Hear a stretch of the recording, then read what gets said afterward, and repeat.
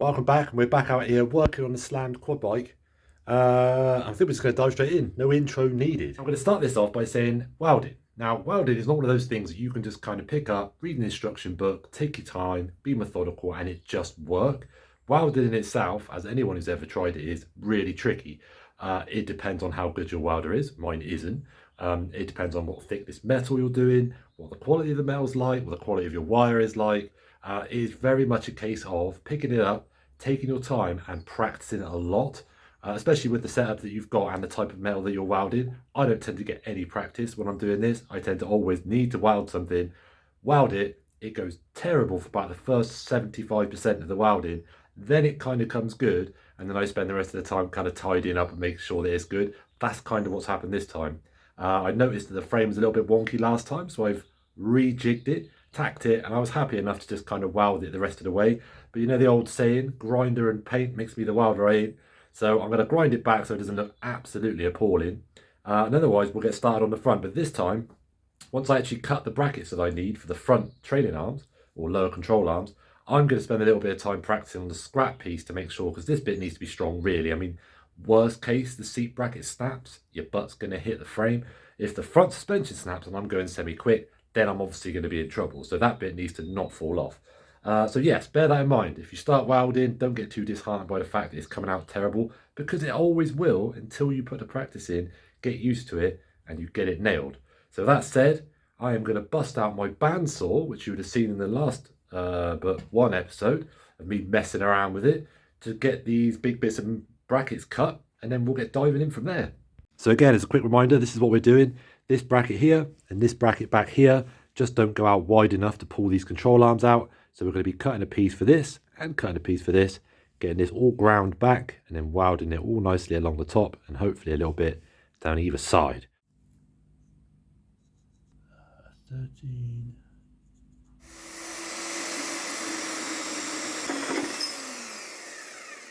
Man, that thing is so good.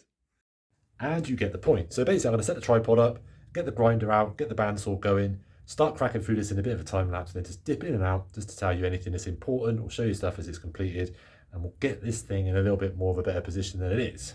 Let's go.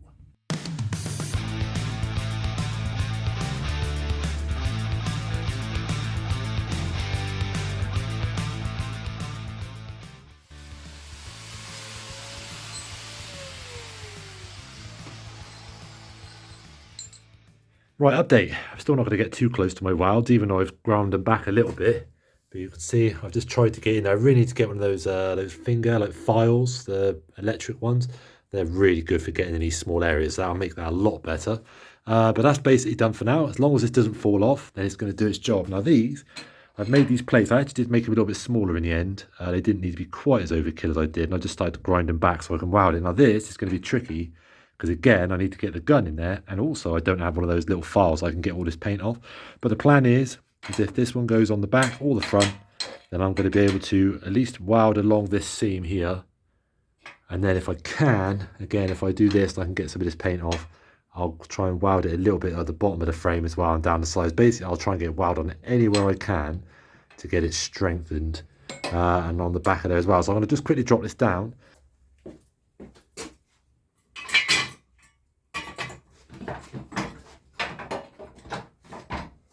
But I've also noticed I'm going to have to disconnect these steering arms, because now I'm obviously lengthening this out, is pushing the wheels out like this. So these will need adjusting to account for that. So I'll unhook these in a second and get these in the best place possible. Mark where I'm going to do it, then level it all out and measure it afterwards, and then drill them in the actual pillar drill, which I've got over there, which will be infinitely easier than trying to do it with a hand drill.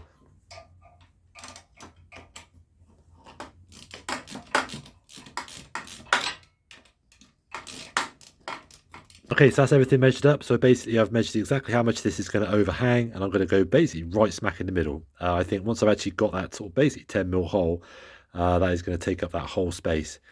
Just say a little prayer for my poor pillar drill. I don't think it's really intended for this, especially not the drill bits I've got.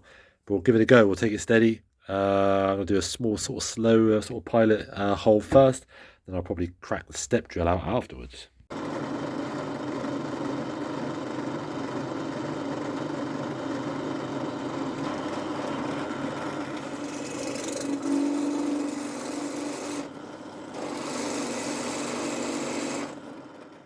So in the end, I actually saw sense. I took the step drill out of the pillar drill because obviously you can't control the speed of it on that. I think it's probably going a little bit too quick. It's just starting to get a bit hot. And obviously, if it gets too hot, it's going to blunt your step drills, which I've already killed one in the past. So I've just stuck it in the old trusty Von House. And I did it at a much steadier pace because when you're cutting steel or drilling steel and stuff, it tends to just be a little bit happier if you go slower. I don't know why. It just doesn't build the heat up. It just kind of works. So I've got those cut out. I'm just going to grab the bolts, make sure they actually fit, but it's looking pretty decent. Like butter. A top tip, one, don't touch this after drilling it for a little while because obviously it gets flipping hot. The amount of times I did that when I first started doing this kind of thing, you would not believe. And secondly, the other side's obviously all nice and clean, especially when using a step drill.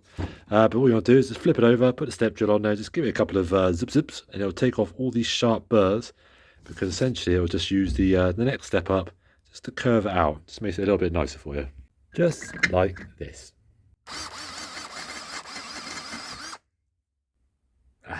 Much nicer. Right, it's another day. I've managed to catch a small cold. So there'll be a lot less me flapping my gums and actually getting some work done. Don't worry about the big green sheet behind there. It's nothing interesting for you. I'm just trying to protect something from all the sparks and welding. Talking of sparks and welding, I'm going to set the camera up and I will not be back here talking until those bits of metal are joined to that mini quad and the front suspension is bolted back up. Because I want to get cracking so we can start doing some even more cool things and start bolting on some mods.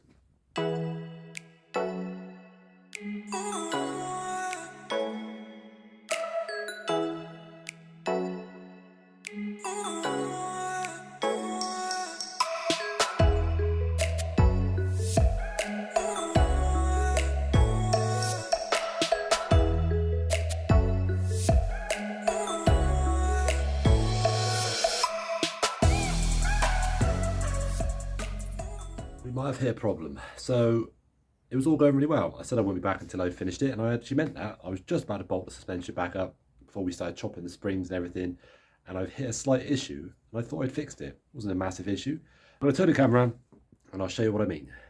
So the problem I had to start with was when I tack welded these in, I wanted to put these bolts in place just to keep it so nothing warped too bad, and I knew for sure that they lined up and everything was good. And what I realised was, if I can move this out of the way, boop, see this battery box, I noticed that for me to get the bolt in now, because it's going so much further over, because before it went in through the front like this, and obviously now, because the hole's behind it, I had to go through the back. Not a problem, because I cut this out, as you can see, a little bit of fan dangling, goes in a tree. Now what I hadn't accounted for, and this is why people that are really good at fabricating think about 8 steps ahead, and I barely think of the step that I'm on, is if you'll notice, as I get to here, I do this, and I jingle it to get it in. But what old Benny boy here didn't think of was, once this is in place, this is going to stop this bolt from doing this, going out and up to get past this flipping bit here. So when it goes in dead straight, look what happens. It hits this piece of metal. Whereas this one, I would argue, again, this goes back to the flipping thing not being built very well, is this one, get out of the way. This one is even worse, because when this one goes straight, as you'll be able to see, I'm pretty certain it's going to hit this, because again, everything's shifted. Nothing's perfectly made on this. Surprise, surprise, for a really cheap Chinese quad bike. So at the moment, I have no idea how I'm going to get that past there and to bolt the steering arm up. I'm talking to you from the future. I solved the problem. On this side, I just ground more off of here. That one fitted nice and easy. And on this side, I got a grinder and I basically ground off the inbuilt washer on the inside of this bolt.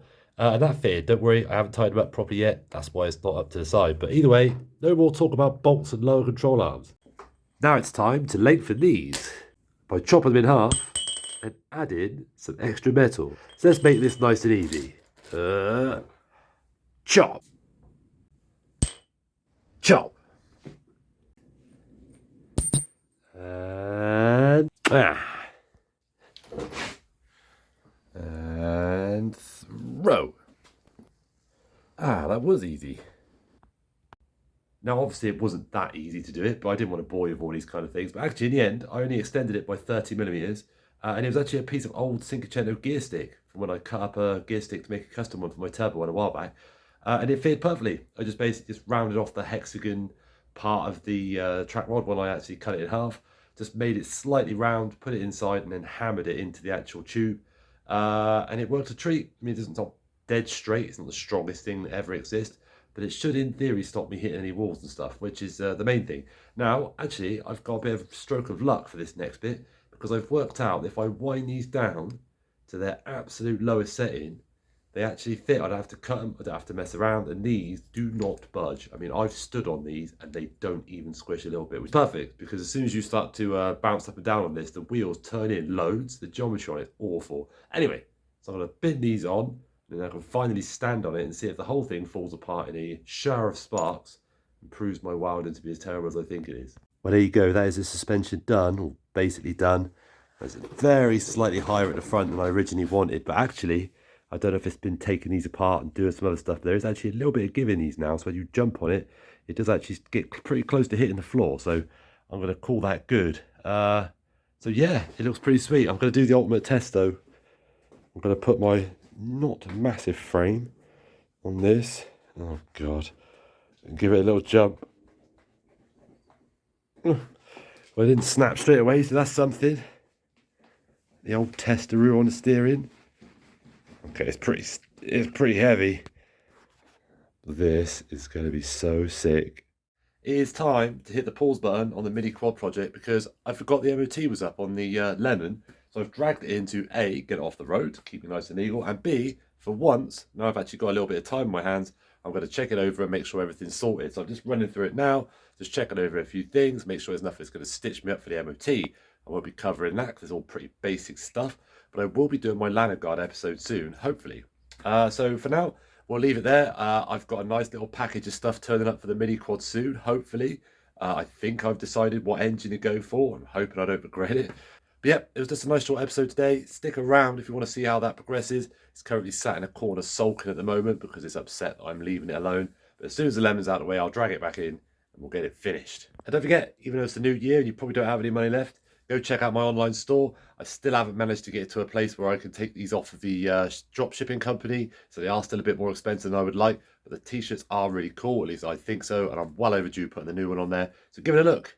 Support the One Out Racing team and show the world that you're a One Out Racer too.